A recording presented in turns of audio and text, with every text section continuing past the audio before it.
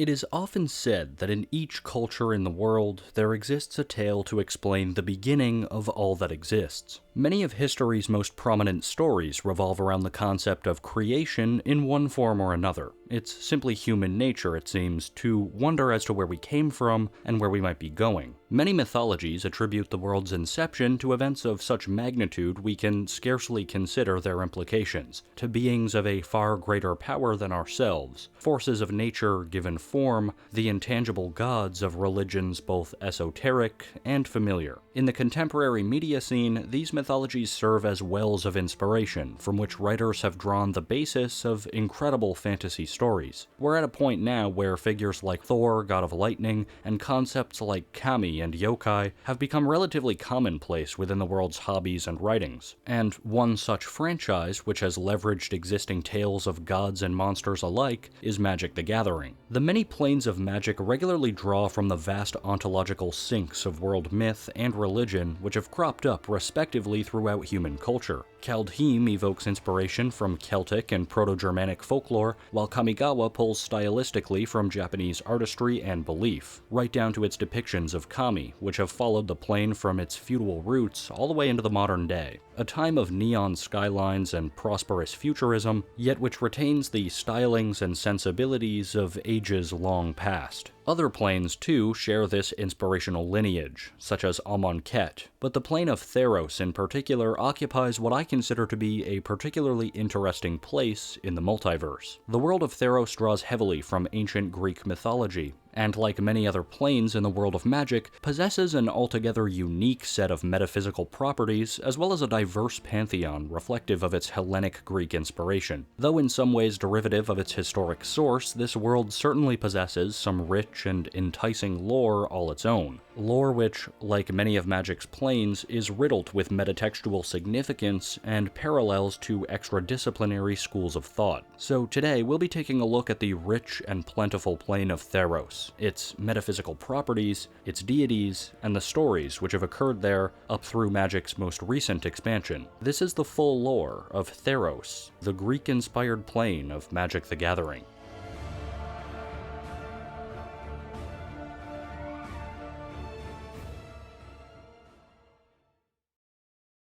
To begin, why don't we do something that's going to be quite a frequent occurrence within this video, and take a look at a bit of etymology. The name Theros likely comes from the Greek word theros, a term associated with heat and the harvest season, best summarized in the English word summer. One look at the artwork depicting this land, and its namesake seems a viable pick. Great Hellenic cities of white marble preside within lush landscapes of greenery and upon rolling fields of grass. While most of the plain is still subject to wilderness and the unknown therein, there is life abound in every corner of Theros. Dangerous beasts may be lurking just beyond the cities, or polis as they're called, of both terrestrial and fantastical origin, but the overwhelming greenery and calm may push these threats to the back of one's mind when first visiting. As is the case with all planes in the world of magic, the realm of Theros is completely self-contained, meaning that it is, for all intents and purposes, finite, and that its functions as a world can be thought of as a closed system. Within this system are a variety of sub-realms which comprise the plane, the first of which, and the one from the illustrations thus far shown, being the surface world, or mortal plane. This segment obviously hosts the mortal races, and functions just about identically to our own world of Earth, with a few notable exceptions, which we'll discuss more as the video continues. The area of the mortal realm which is explored in canon is only but a small section of the total plane, as it's known that a vast, mostly unexplored continent exists to the far east. At the time of recording, only about 40,000 square miles have been thus far charted.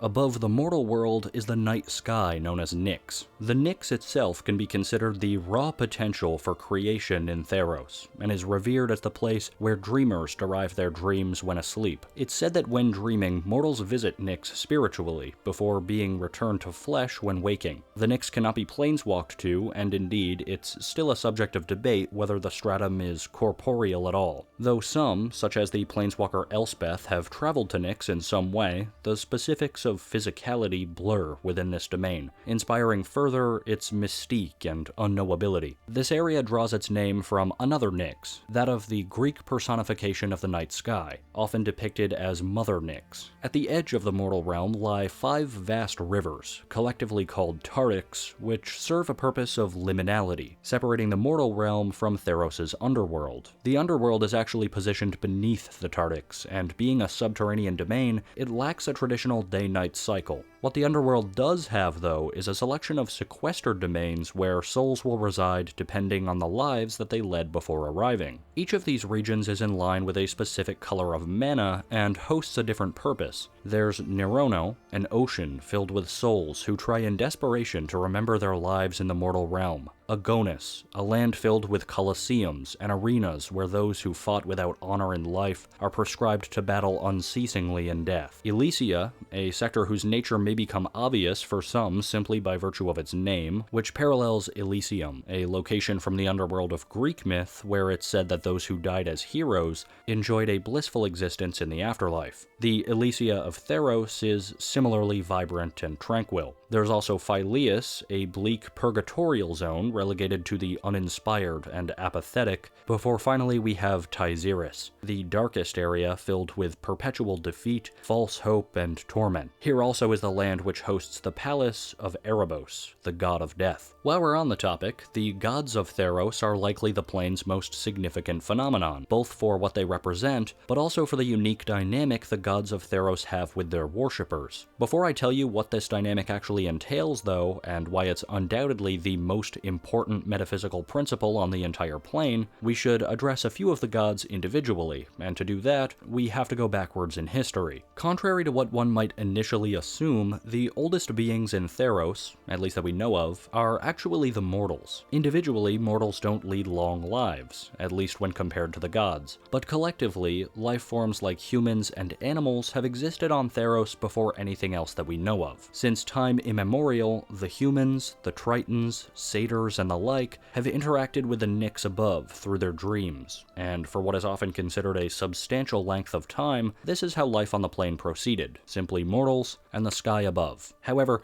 this placidity would change with the appearance of the Titans.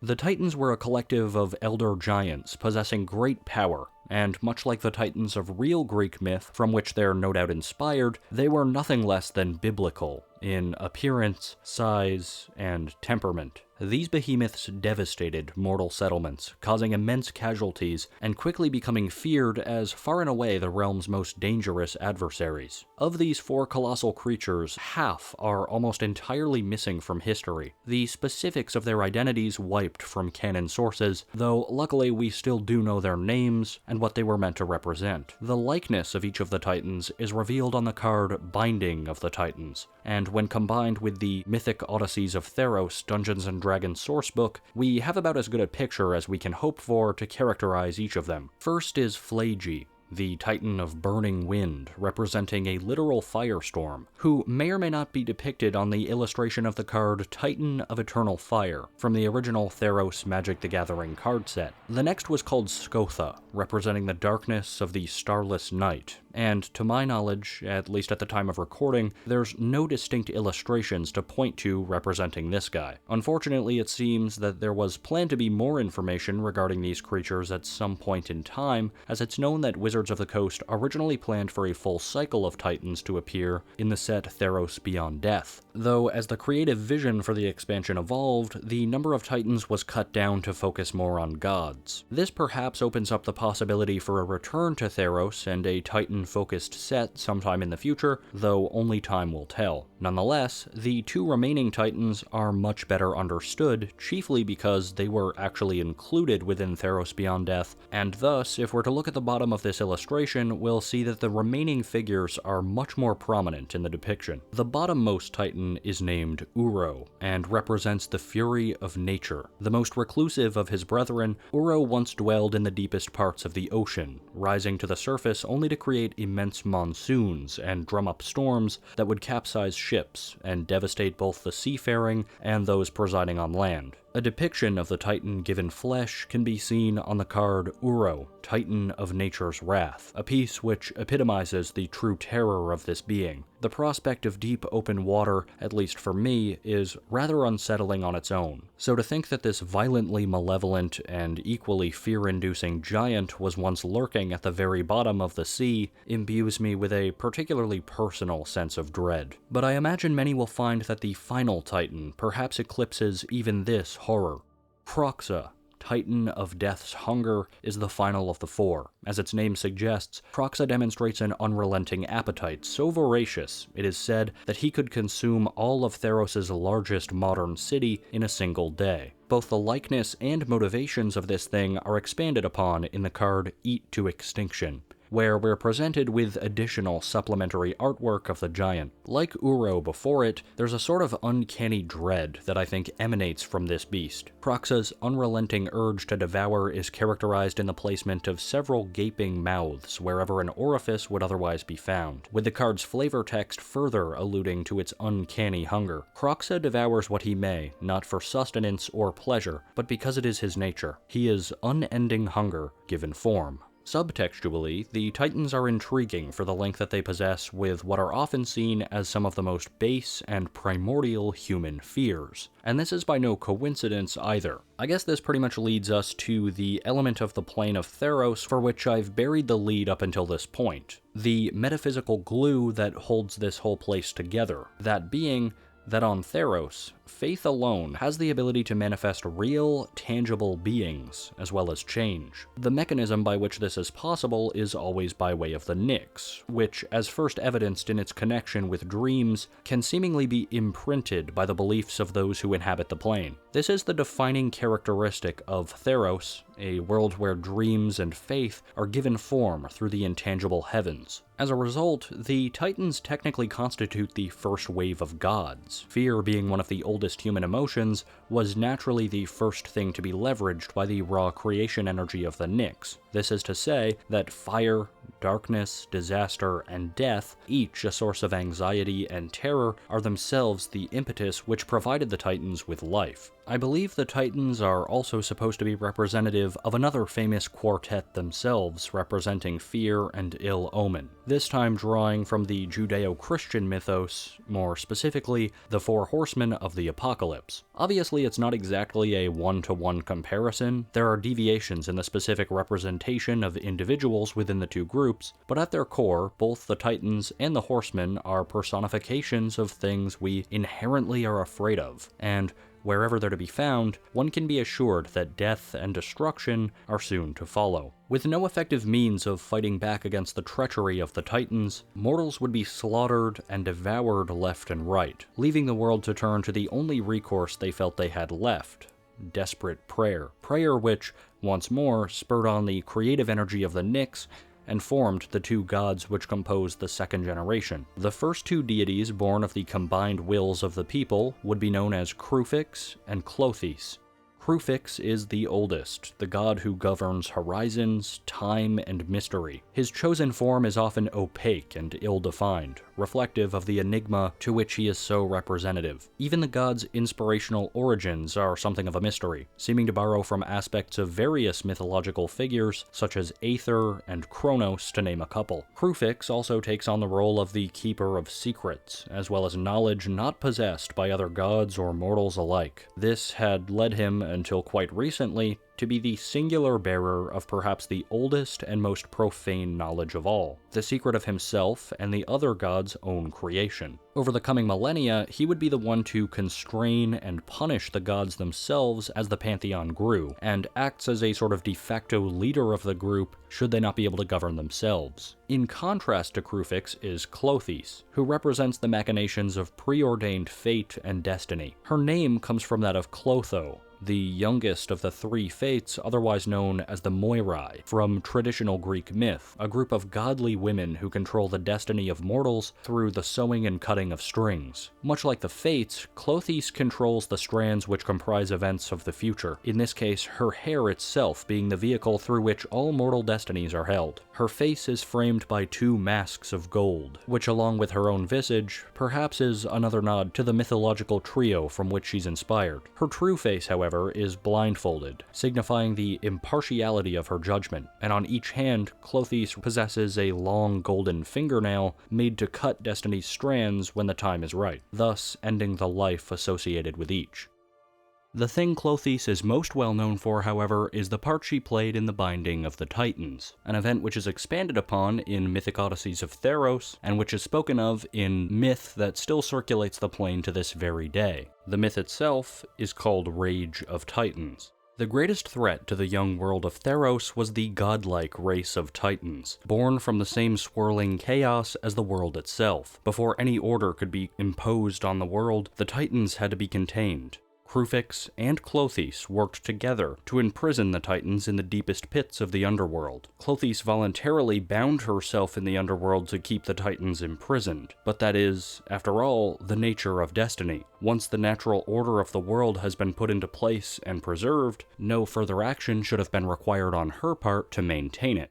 And so it was that Klothys, with the Titans in tow, came to preside in the Underworld, and with some level of prosperity returned to the people of the plane, it was only a matter of time before the Pantheon once again began to grow. Once mortals could imagine a world beyond the horizon, and a course of destiny that left behind the trials of life, they could formulate the notions of principles, order, and natural law. Out of those ideas, the third generation of deities was born. From here, understanding the history becomes a bit more troublesome, for in a plane like Theros, where history itself is relegated to myth and stories passed down by the populace, conflicting or even completely different orders of events are not only commonplace, but completely within the realm of being acceptable. History here is constantly being written and rewritten, so it can be difficult, if not impossible, to say for sure what happened at times. And even if you do think you've got it nailed down, history itself could easily change in the future if enough people simply come to believe something else. One example of this fickle dynamic can be found in the birth order of the third generation of gods themselves. It's a very popular myth that the sun god Heliod was first born, and that when the light of day first touched him, he cast the shadow that was Erebos, god of death. But despite this being an extremely pervasive understanding in Theros, the god Kruphix instead tells that the tale is essentially reversed. Erebos, the god of death, misfortune,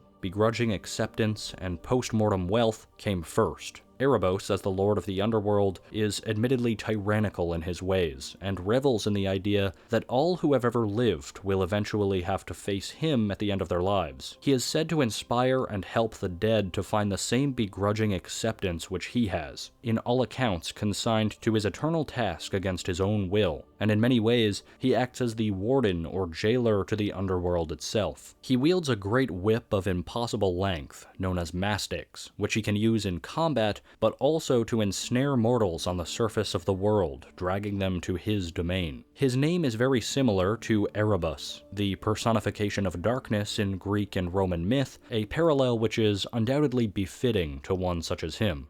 Next there was Heliod, the deity of natural law, order, and light. An arrogant god, but nevertheless one who exhibited a gregarious attitude most of the time, Heliod went on to become one of the most widely worshipped gods in all of Theros. He radiated with light that outshone the Nyx, using his war spear Krusor to raise and set the sun with the passage of day. Heliod was also said to impart justice and retribution by casting Krusor down from the heavens, hurtling it into the surface to smite foes below. His name is derived from the god of light Helios, but his position in the pantheon is more closely meant to invoke Zeus, for Heliod believed himself to be the god king, and in many ways he did live up to the role. The goddess of the sea, Thassa, was among the next to emerge, perhaps most accurately characterized as being simultaneously steadfast, but yet never satisfied with the state of things in their present form. She exercises great power over the sea and aquatic life, but doesn't necessarily favor seafaring races like Tritons over their terrestrial counterparts. She is a fair and impartial arbiter of her domain, using her divine bident, Decala,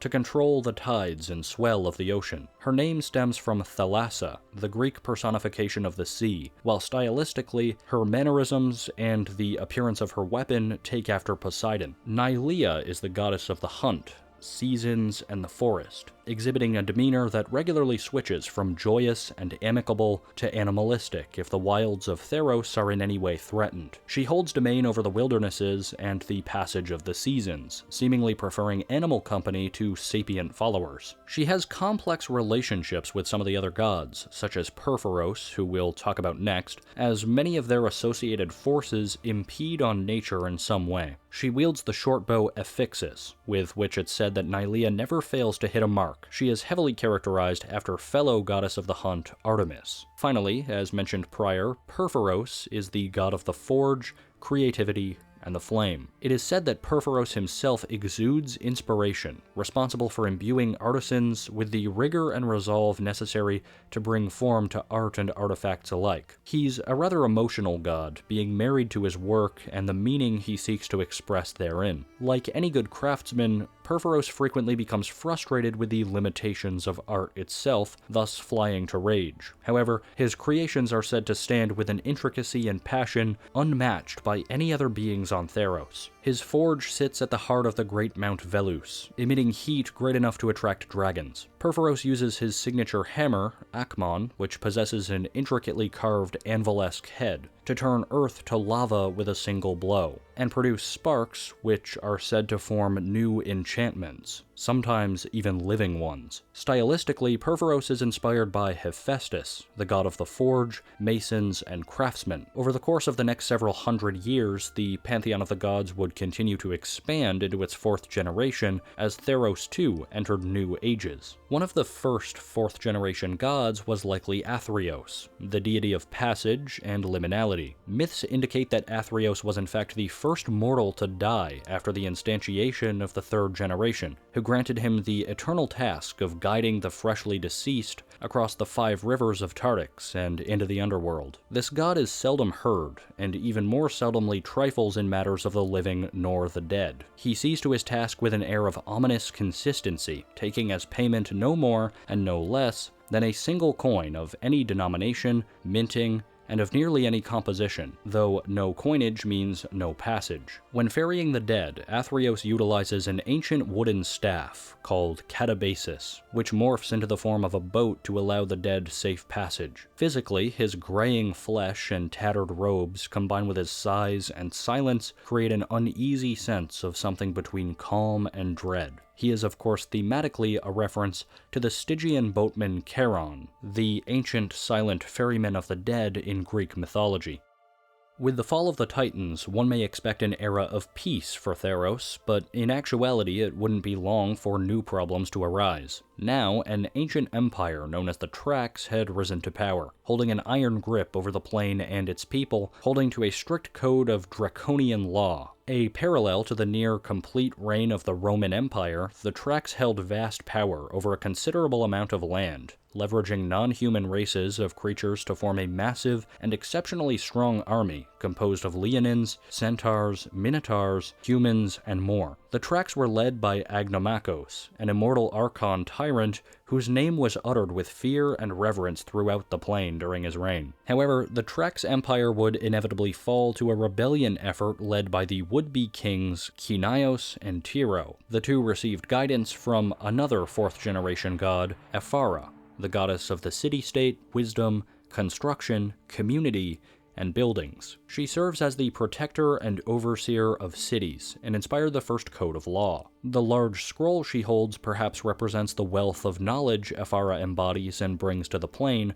while the jar upon her shoulder invokes the astrological likeness of the Aquarius, a symbol often associated with Ganymede, the cupbearer of Zeus, who in the past defended the great city of Troy, though Ephara also shares a thematic link with Athena, the goddess of wisdom. Guided by Ephara's aid, Keranos and Theros led the charge against Agnomachos, at last defeating this immortal usurper, ending his multi-generational reign of conquest and terror. While I've already mentioned the potential correlation between Trax and the Holy Roman Empire, I think it's also worth pointing out that Keranos and Theros' story parallels the two lovers, Harmodius and Aristogiton, from real Greek history. These two are famous for their assassination of Hyperius, the brother of Hippias, who was a tyrant around 500 BC. Obviously, the historical parallels run pretty deep here, so I definitely thought it was worth sharing. sharing. After the fall of Trax, the first independent city-state, or polis, was created in Ephara's image. Dubbed Meletis, the city is still standing to this day, and is thematically identical to the ancient Greek city of Athens, a hub for knowledge, philosophy, and science,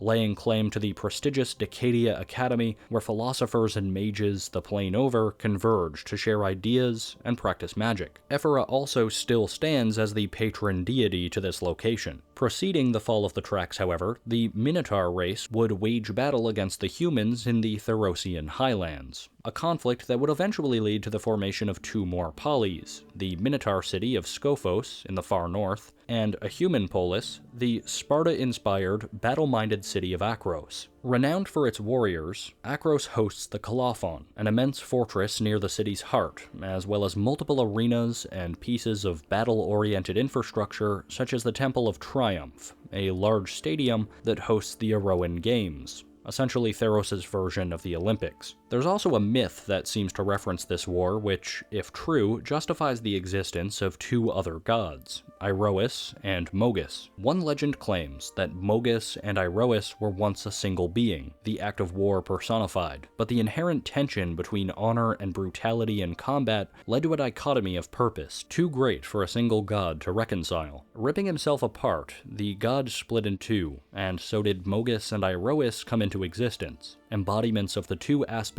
of war that are forever in conflict. The god Iroas represents honor and victory in battle. He's depicted as a centaurian deity with a humanoid torso and head, and the lower body of a bull.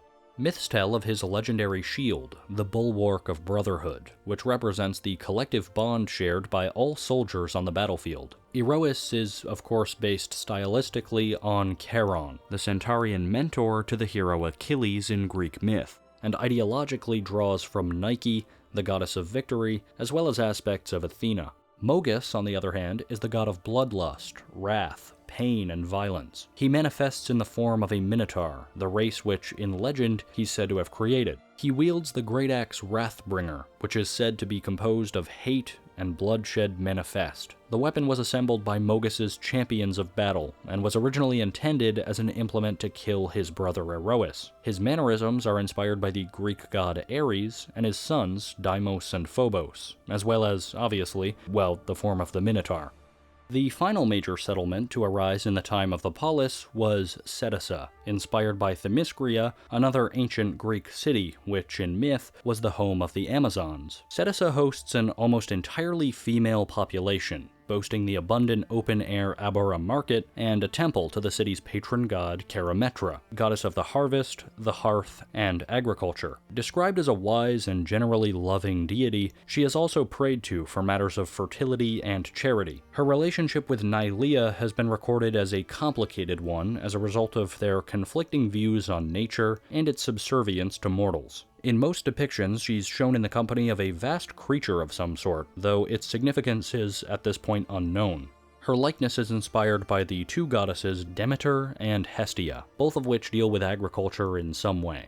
Before we move on, there are a few more gods who first made their appearances in this era, one being Keranos, the god of storms and epiphany. Myths imply that Keranos may have some relation to Thassa and Purphoros, mentioned earlier, whether familial or otherwise, but regardless of the validity of these claims, the similarities in mannerisms between these gods make it clear how the conclusion may have been reached. Likely the god most intolerant of the seeming irrationality of mortals, Keranos only shows favor to the most assured and steadfast, in rare instances offering these lucky few glimpses of foresight. He rarely appears in front of mortals, but when he does, his chosen form is that of a muscular male figure, clad in a purple loincloth. He has the power to invoke storms, and often strikes his favored mortals with epiphany, while striking those who he opposes with lightning. He wields a great lightning bolt, which was apparently made by Purphoros at some point in the past. Both visually and thematically, he invokes the god king Zeus, and also shares some consistencies with the prophet god Apollo. There's also Pharika, the goddess of medicine and toxins alike. It's said that in the earliest days of the plane, Pharika scattered many mysteries and compounds around the realms of the world, thus creating the never-ending search for advancement that is the chemical sciences. Pharika's aim to this end is to study the innovations and sufferings of mortals, thus treating the entire plane of Theros as a sort of lab or science experiment. She is an extremely perceptive deity, capable of reading minute and generally indiscernible aspects of objects, people, and their character. Myths of her are uniform in their descriptions of her almost playful approach to knowledge and healing, and when she does offer information, it's usually in the form of more questions than answers. Physically, she appears with green reptilian skin and the body of a great serpent, as well as 2 matching bronze pythons emanating from her torso. She holds a kylix from which healing balms and potent poisons can flow in equal measure. Her name is derived from the Greek word pharmakon, used to describe a balm or salve, both noxious or curative, and which forms the basis of the contemporarily ubiquitous root word pharma. Personality-wise, she pays homage to many gods and mythical figures, perhaps most closely the Egyptian god Serket, who represents the dichotomy between poison and cure, as well as Agnedia, a Roman goddess who takes the form of a snake and serves as patron deity of the Gorgons. Nearing the end of the 4th and final generation, we have Phenax, god of deception and perhaps undeath. Phenax is one of the few deities, along with Athreos and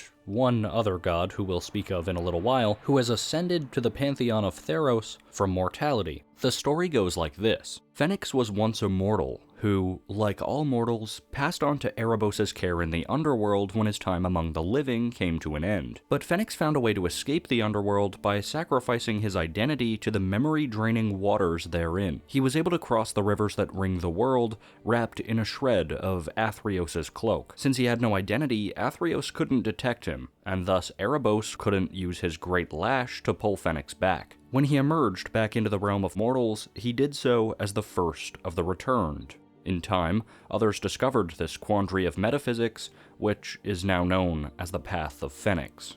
Phenax is interesting for his role as the antithesis to figures like Heliod, Erebos, Athreos, and the like, a corrupt and deceitful man who attained godhood by these very virtues. Visually, he appears in many forms, from humanoid to that of an animal, but in each instance he is seen wearing an expressionless mask, meant to hide the indiscernible face of one devoid of identity, the face of the first returned. Despite what you're probably thinking, though, Phenax doesn't really serve as a bad god within the pantheon, so to speak. He's pretty neutral and self-serving, so for the most part the other gods tend to just leave him alone. Phenax likely owes his inspiration to Dolos, the Greek spirit or personification of trickery and guile, but he may also take after Hermes, who was, among other things, the god of thieves and border crossings. And finally, it is said that sometime in the past, there also existed a god or goddess of love, but that he or she has been forgotten over the centuries, their identity remaining a mystery to this very day. This revelation was revealed by Kruphix, and in the same breath, he alludes to the idea that Heliod may not have always been the god of the sun either, and that he basically ascended to that position after an even earlier god had been forgotten, perhaps one of the 2nd generation deities, though it's unclear, and seemingly will remain so. For a long time after the founding of the Polis, Theros entered an age defined by stories of heroes and legendary battles. The Akroan War occurred during this period,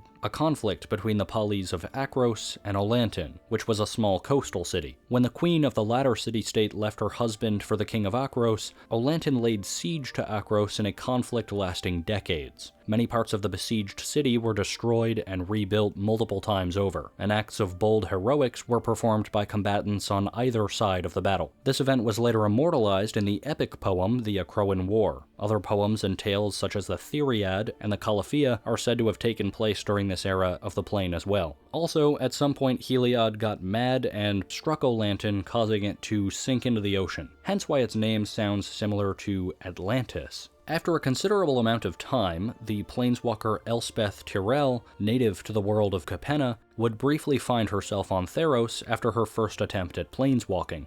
Here, she witnessed a grand battle between Heliod and Purphoros, a battle that's also spoken of in myth.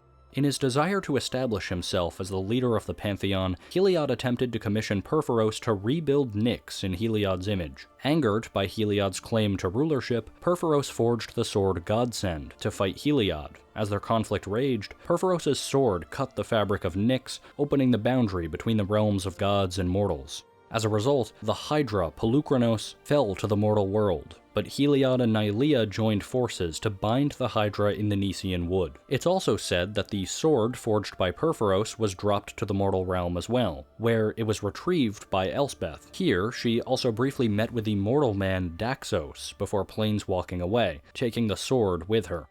15 years later, though, Elspeth returned in rough shape. She had just escaped Mirrodin, a plane besieged by the biomechanical race of interdimensional parasites known as the Phyrexians, but nevertheless, Elspeth had a desire to learn more about the mysterious plane from her distant youth, as well as its gods. In doing so, she found her way to the city of Akros, where she prayed to Heliod, while in possession of Purphoros' blade from the combat years ago. This enraged the sun god, who lashed out at Elspeth, threatened by the weapon. Once fought to a draw, Heliod was evidently impressed by the planeswalker's power, and offered her a deal. He changed her sword into a long spear, which he now dubbed with the name mentioned earlier, Godsend, pronounced either as Godsend or God's End, left deliberately ambiguous. Heliod also bid her to return to the city of Meletis, where his main temple presided. There, she reconnected with Daxos, and later she would face the great Hydra Purphoros as well. Now, Purphoros is an exceptionally interesting monster, formed from the perfect notion of what a Hydra should be, or in other words, the essence of the meaning of the word Hydra as it exists in the collective mortal consciousness. Therefore, Purphoros as a being is actually a reference to a concept first recorded by the Greek philosopher Plato, this being the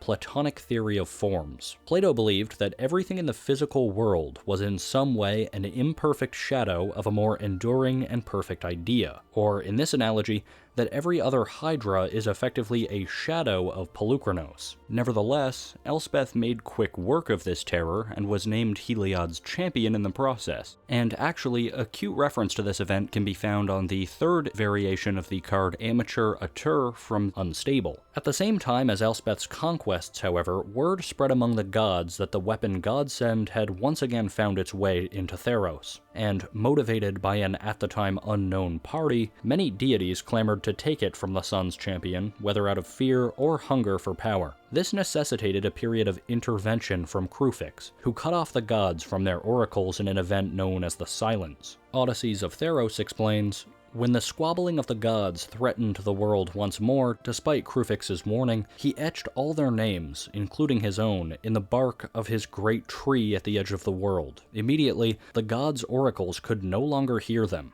Their blessings faded, and the night sky held only unmoving stars. The great silence of the gods serves as the backdrop for numerous tales of heroism and sacrifice. Many alive today witnessed the sky go dark and the temples grow quiet. Most consider the silence a terrible mistake that led to the rise of the usurper god Xenagos, but followers of Kruphix know that it was a grim necessity to prevent far worse calamity. Unfortunately, worse calamity would befall the plane either way, and it's all because of that name, Xenagos. It wouldn't be long until what many consider the most turbulent age for Theros since the sealing of the Titans, an age where the Pantheon would once again be upset, not by gods themselves, but by a mere mortal. The satyr planeswalker, Xenagos, was a bitter, evil creature, even in his youngest days. Born to a mother in the polis Setessa before the age of 6, both mother and son were forced to flee the city after Xenagos killed another child, from here taking attempts at his own mother's life. Satyrs by nature were a hedonistic people, and it's said that this hedonism was what awakened his planeswalker spark, allowing Xenagos to leave Theros and experience the worlds beyond. He leapt at the opportunity to do so, but found himself to be devoid of purpose in the process. In such a vast multiverse, even the power of the gods is insignificant beyond their native plane. This upset and disturbed Xenagos, who progressively became embittered by the gods as a result. When at last returning to the plane of his birth, he found the gods themselves a farce to which he would pay no reverence. It was now when the satyr would make a vow that would change the history on Theros forever. Xenagos would be one with the gods, at whatever cost necessary.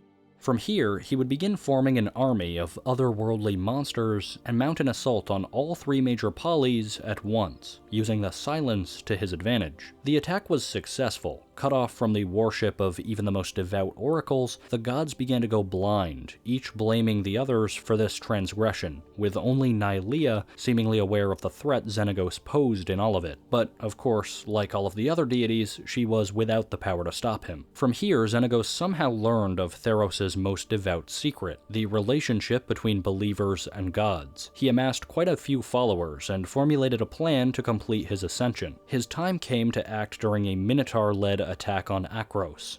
Here, Xenagos met with Elspeth while in chains, and convinced her and Daxos to partake in a plan he had devised to defend the city from the onslaught. Xenagos proposed that the entire Minotaur force could be swept away by raising the water level in the river when the opposition was distracted. When put into action, the plan actually worked, and fatefully, on the night preceding the victory celebration to follow, Xenagos was able to coerce the darkest memory from Elspeth's subconscious while she slept, manipulating her into believing her own lover, Daxos, to be a Phyrexian obliterator. This caused her to kill him, and Xenagos would then go on to attain godhood himself, having accrued the rest of the supporters needed by way of his successful plan the day prior. Taking notice, the gods and the people of the city believed Elspeth to be complicit in both the plot and allowing the ascension to occur, so the planeswalker hurriedly fled for the wilderness. With the former son's champion effectively taken care of, Xenagos' place within the pantheon was now absolute, considered the god of revelry and hedonism. In godhood, he shared many traits with his mortal self, but became larger than life, the polearm wielded by the satyr becoming his patron weapon. The name Xenagos likely comes from the Greek word xeno,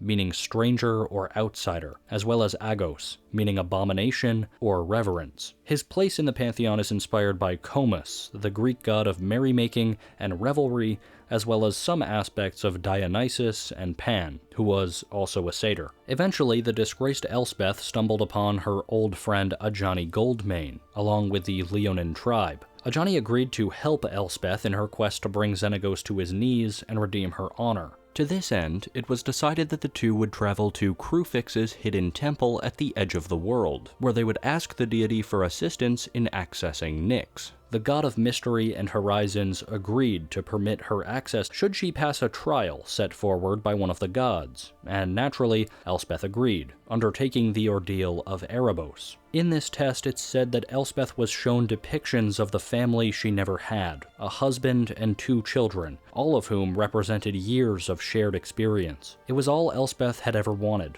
and the realization that it was all a facade utterly destroyed her. Nevertheless, she recognized the way out of the dream, and shattered a golden goblet offered by her artifice daughter, thus concluding the trial. And then, still haunted by her false memories, both Elspeth and Ajani entered the portal rent by Kruphix and made their way to the land of the gods. Once having reached Nyx, the two confronted the Revel god in his own domain. Using Godsend, Xenagos was defeated, shredding his divine body and resulting in his death. Since Xenagos died in Nyx, his spirit would not be carried to the Underworld either, and as such, he remains truly and completely deceased even now. While Xenagos fell back to the mortal realm, Elspeth struck a deal with the god of death. In a bid to save her lover Daxos, she offered her own life as trade. She then returned to the mortal realm and was fatally stabbed by the sun god with her own weapon. Like so many before her, her spirit would be taken to the Underworld, and Erebos, in a cruel twist of fate, would uphold his end of the bargain by releasing Daxos as a returned, a zombie-like creature perpetually doomed to search for his lost love. For Elspeth, on the other hand, death wouldn't actually be that bad, all things considered. She came to reside in Elysia, far and away the most lavish and forgiving area of the Underworld. For a short time, she would remain here, contemplating death and her actions in the world above. But before long, much of Theros, including the Underworld, would be afflicted with accursed nightmares, spread by the planeswalker Ashiok. This mysterious visitor would actually get up to quite a lot of mischief on Theros in their short time there, creating an odd sort of alliance with Phenax to build a necropolis inhabited by the Returned, and even use their dream powers to influence the creation of another dark god of cities to rival Ephara. Ephara, known as Cacophony. This god was quickly slain by Ephara, but Ashiok was never found to ensure any sort of revenge. Eventually, they sort of just decided to try and cast spells to make everyone on Theros sleep forever, but this also failed, and eventually the Planeswalker would just kinda disappear. Post-editing this video, I actually came back to reevaluate this point, too, just to make sure I wasn't being unfair to good old Ashiok here, and the plot actually thickens. As it happens, Ashiok's arc from the original Theros block seems to have gone unfinished, and I think this probably justifies some of the odd appearances and unexplained story events. They're definitely an odd case, being significant enough to warrant a place within a discussion of Theros history, but not exactly prevalent enough in the story for me to justify bringing them up until now either, so sorry to all the Ashiok fans out there, and let's hope they get some complete lore sometime in the near future then, yeah? As it happens though, one of their nightmares actually would have some good come of it, as it supplied Elspeth with the tools needed to break free of Death's grasp, and return to the world of the living. In one fateful dream, Elspeth would actually be shown Kruphix, the spear held by Heliod, and clutching it from the dream, she awoke to find the Shadow Spear, a blasphemous inversion of this legendary weapon. Armed with the Shadow Spear, Elspeth was determined to get revenge on Heliod, but to do this, she realized she must first escape death itself, and begin her ascent from the Underworld. But breaking through the veil between worlds of the dead and the living was seen as an affront to destiny, and caused Klothys to create the Nyxborn Calyx, tasked with hunting down Sun's former champion and returning her to confinement. Meanwhile, tales of Elspeth's escapades spread, as did the belief that her Shadow Spear was in fact the original Kruphix, while the god's was a simple facsimile. So many came to believe this, in fact, that when Elspeth at last dueled the Sun God,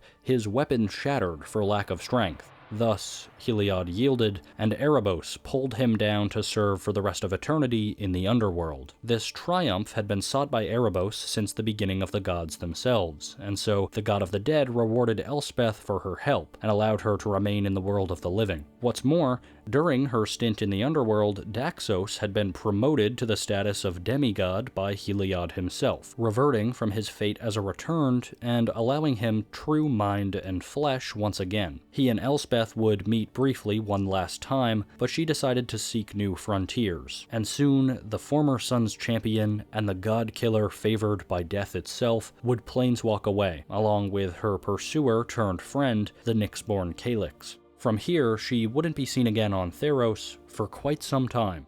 Not until the Phyrexian Invasion of the multiverse. While the plane of Theros enjoyed a brief era of peace, elsewhere in the world of magic, trouble was brewing. The cultish, biomechanical race known as the Phyrexians were planning a hostile takeover of almost every plane in existence, in order to forcefully convert as many beings as possible to their cause. To do this, Phyrexians sculpt the body and mind of their victims in a process called completion, rendering them not only passive, but loyal. The invasion of Theros began at Akros, and was headed by a Johnny Goldmane, who had tragically been completed prior to arrival, with temples and places of worship being the first things targeted by the swarm. The fighting on Theros would be particularly interesting for a number of reasons. The first and foremost being that because the gods of the realm are both sustained and molded by belief in them, then in the process of completing a god's followers, that god itself should also become a complete entity. As a result, it's said that most of Theros' gods were completed at some point, and at the darkest point of the conflict, Meletis stood as the final stand against the Phyrexian horde, its patron deity Ephara being one of the few uncompleted gods of the realm, who helped to battle against the Phyrexian siege sustained only by the belief of those within the city. The B-side of the card Invasion of Theros, called Ephara Ever Sheltering, boasts flavor text which speaks to the direness of the conflict, insinuating that each and every third-generation god had been completed by this point. The accompanying artwork, too, speaks to the direness of this ordeal. Meanwhile, Phyrexians made their way into the Underworld, completing even the dead. However, the siege on the Therosian Underworld wouldn't be nearly as fruitful for the Phyrexians as one might initially think. In fact, it was here where things really began to turn around for the people of the plane. To illustrate just what I mean, I'll read a brief excerpt from a recent article on the Magic the Gathering website. As the invasion of Theros neared total completion, the branches of the invasion tree pierced into the Underworld itself. The Phyrexian forces marched through, completing all they touched, until they encountered Kroxa, the Titan of Death's Hunger, who devoured them so thoroughly that no trace of them remained, not even glistening oil. Seeing this, Athreos made the choice to strike Kroxa's chains and set him loose within the Underworld. To keep the Titan from escaping to the mortal realm, Athreos charged Kruphix with keeping him in check. Kruphix shepherds the paroled Kroxa, guiding it along the paths that Athreos wishes, where it will inflict the most damage to Phyrexians and least damage to everything else. Yeah, that's right. For the first time in literal millennia, Kroxa was unchained. There is another character mentioned here that I didn't talk about in this video, that being Kruphix, who was Athreos' Cerberus-esque three-headed guard dog. But I wanted to bring him up here because this is honestly just a pretty metal moment, and there was a great-looking card produced that depicted this event as well. Also, Keranos managed to escape the Underworld during the Phyrexian Invasion, and almost immediately found itself completed. So yeah, real nice work there, buddy. Eventually, the tides of battle would turn, when the angels from New Capenna would help relieve Theros of the siege, and as the great struggle drew to a close, the completed Heliod would be distracted and felled when Kaya Kassir slit the throat of the profaned god, spelling at last the end of Heliod, the third divine death in Theros' history, and by far the most impactful. The lasting toll of the Phyrexian invasion on the people of Theros is not yet clear in magic canon. It is known that Ephara's fortitude paid off and that she herself survived, but the extent of the completion of the gods is unknown. On a brighter note though, in the aftermath of the failed takeover, word eventually reached Theros that Elspeth had ascended to the role of Archangel, and that she was not only present, but a decisive combatant in the final battle against the Machine Horde. With this news, the people of Theros rejoiced, building statues in honor of her heroics, and temples too were restored, perhaps signifying the birth of a new god in the near future. And thus ends the epic saga of Theros, at least for now. And I hope that if you've watched this far into the video, which, thank you, by the way, you're statistically in the minority, it really does mean a lot, then hopefully if you weren't already aware of the lore of Theros, you'll have a better idea of why I wanted to cover this topic in the first place. Both the original Theros block and Theros Beyond Death are some of my personal favorite magic card sets ever released. Right up there with Urza's Saga, Return to Ravnica, Eldritch Moon, and War of the Spark. I've had a lifelong love of mythology, and over time I've really come to appreciate the ways in which folklore is captured on this plane. The ill-defined, almost dreamlike nature of its lore, told as ancient myth, the subject of scrutiny, an unreliable narration, as these tales get passed down through bygone ages. Something about Theros and its accompanying sets resonates profoundly with the sense of mystical adventure that I think sometimes feels lost or forgotten in other modern and semi-modern expansions. And moreover, I believe it gets at the heart of what great world building and storytelling are meant to do, especially in Magic. So I wanted to cover this topic for that simple reason.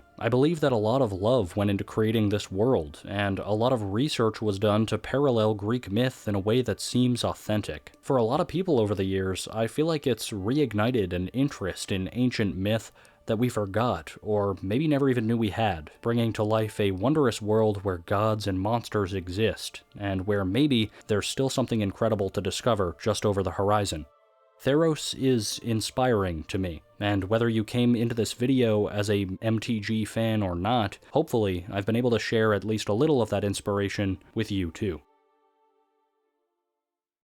Man, what a journey we've been on through the history of the plane of Theros. As always, if you enjoyed today, I'd love to see what you have to say about this video in the comments. I make sure to read each and every one, and I'm always looking for feedback, both on the video topic and what I can do to improve. If you enjoyed today, I hope you'll decide to leave a like and maybe consider subscribing to catch the full lore of another topic down the road. As always, thanks for your continued support. This is Averberon. I'll see you again soon, and have a good one.